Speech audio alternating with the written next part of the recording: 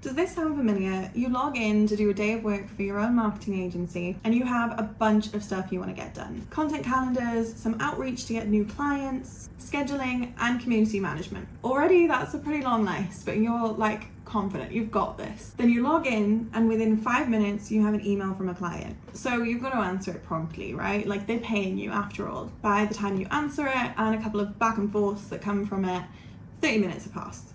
And then you see that another client has dropped in asking to book in a quick call. By the time you take care of everything and get all the like urgent quick tasks dealt with, you've worked for hours and you've not even looked at your to-do list really. If this resonates, I've got you, because I've been there. And this might be the time to officially go from social media manager to agency owner and actually bring in your first team member. But where do you start? In this video, I'll talk you through the entire process of how to bring in your first agency team member, from figuring out what role to fill, all the way through to finding the right person. Just before I jump into things, you might want to check the link in the description where I have a freebie all about recruiting for your first team member as an agency owner, including a breakdown in way more depth of what you should be focusing on, the strategies you need to recruit. Plus, you can even get access to a full template pack of everything you're going to need through this process, including job descriptions, even some sample contracts that I've used in my own agency with both freelancers and employees, and honestly, more of the complicated stuff that I just don't have time to jump into on today's video. The very first step that you need to make before you even actually start the recruiting process is actually figuring out who the hell you need in your agency. So before you go full steam ahead, posting on your stories or checking something up on Upwork real quick, asking for help or recommendations, please pause, take a breath, and try a couple of things for me, because you've got some background work to do. Number one, audit your tasks. For this next week, I want you to write down all of the things that you're working on and roughly how long they're taking you. And I'm not talking, this took me like 4 hours, this took me a day, half a day. I want it down to the nearest hour or the nearest half an hour. What do you do? What do you do that you feel like you don't have time for? What do you want to do that you definitely don't have time for?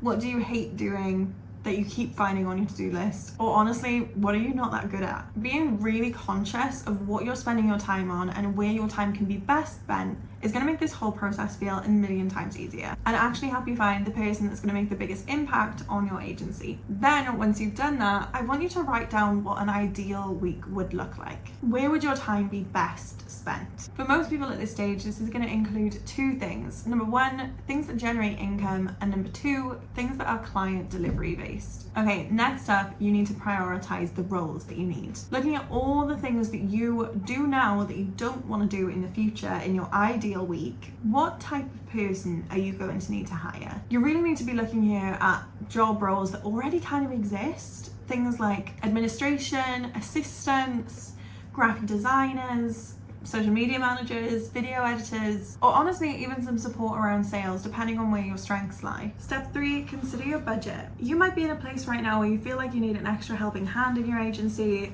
but can you afford a team member?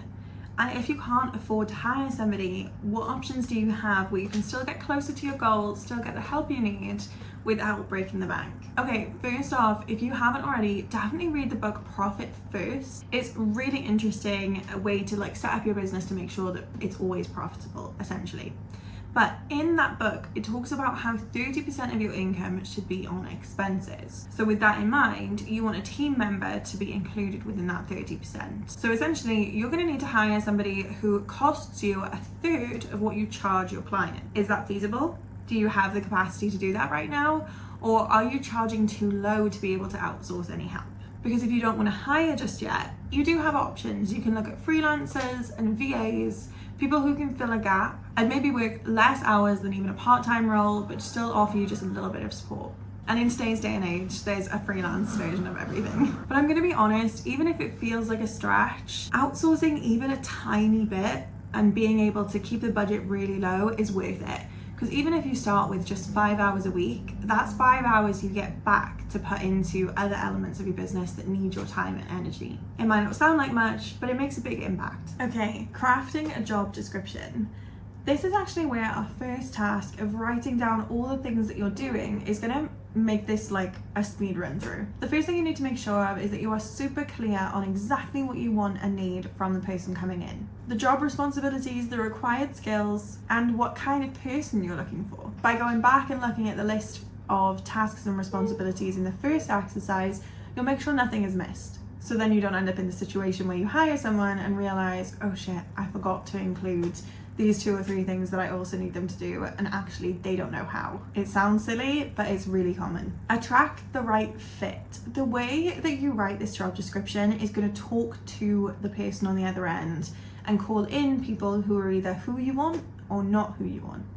In a very similar way that your content needs to be positioned and messaged really carefully to call in your ideal customer, the same thing needs to happen here, and you want to call in your ideal employee. Next up, include job growth opportunities. One thing that's really important to consider today is actually where this role will be in 2 to 3 years once your agency has grown. Do you see this being a position that somebody grows with, or will it stay pretty standard and actually you have other spaces you need to hire for? If you see growth in this role and that's what you want, include it. Number one, because you want to make sure the person on the other end wants the same and you're not going to be recruiting for a new person in that same position in 2 years' time. But also because you could actually make the role a little bit more attractive to people by including it if they want to grow in the future. And don't forget to do your research. I very rarely tell you to look at what competitors are doing, but it's really important here that you go and see what the scope of this job space is like right now, and if there's anything you can learn from other agencies that are employing.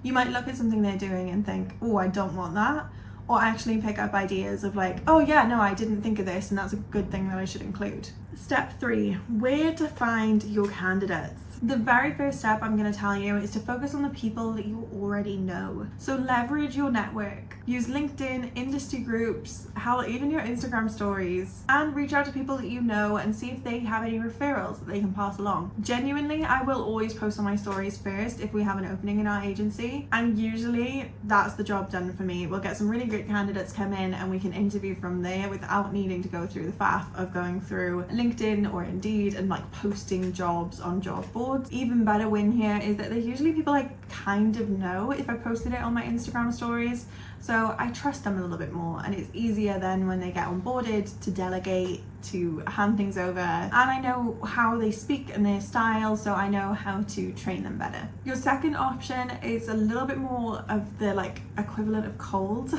in this feature. So if you think of marketing as cold outreach or warm inbound, it's that kind of principle, where essentially you can use job boards to post and advertise your job and wait for relevant CVs to come in. A few job boards that you could look at are LinkedIn jobs, Indeed. Indeed is actually really popular in the UK. If you are based here, that's the one I would probably number 1 recommend. And you could even look at sites like Upwork. Now, the things that you're going to need to know here are the best practices for the job boards.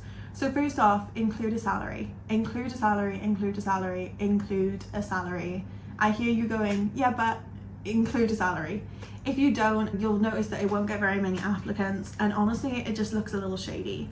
So you've already done the work on what your budget is, include some kind of breakdown, whether that's an hourly rate, or if you're hiring more formally for a full-time or part-time role, include the salary range. Some of the boards also let you have the opportunity to ask questions. One thing I'll often include is asking for an example of their work, especially if I'm looking for like a social media manager or somebody who's going to be in charge of content creation. We can ask for them to drop in and share an example caption that they've got in the platform, so that it saves us some time on the vetoing and going through the process of who is right and who isn't. And if all of this feels just a little bit overwhelming and you know that you're probably going to need help implementing this, don't forget about the Social Media Management to Agency Academy. This program is literally made to help you go from solopreneur to agency owner with my 3-step framework. And spoiler alert, step 3 of the framework is actually getting ready to recruit. We have multiple modules on prepping your business for recruitment, the actual process, including interviewing and narrowing down your candidates, and onboarding, training a new team member, and even what to do if a team member is underperforming. And through this program, I've helped other agency owners build their businesses, just like my client M, who hit $25,000 of revenue in 1 month in September and hired a full team into her agency, like client S, who came to us wanting new clients and then realized in the midst of the program that actually her problem was that she needed a team first, and that was why she didn't have time to find new clients. And client E, who came to us with just 1 team member and knew she needed more but needed new clients first. She left the program with an account manager, she's in the process of hiring an OBM, plus she hit her first ever 10K month. and sign some huge projects that are going to make that monthly income balloon over the next couple of months. If you want more details on the program, head to the link in my description bar. And if you want to find out more and see if maybe you're a good fit, don't forget I accept just a couple of calls per month to chat with potentials. So that link will be in the description as well. Hiring your first team member is a big step, but it's also incredibly rewarding and will free up so much more of your time to be able to focus on your future goals for your agency. If you're ready to grow your agency and you still need just a couple of more tips, check out this video that YouTube thinks you're going to enjoy. Oh, and don't forget to subscribe.